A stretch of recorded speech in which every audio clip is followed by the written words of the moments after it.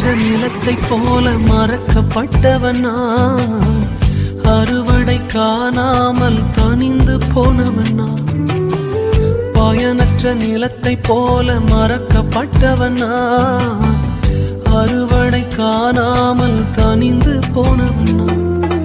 தரிசான எண்ணி தரிசனத்தை வைத்து அறுவடையை துவக்கி வைத்தவரே,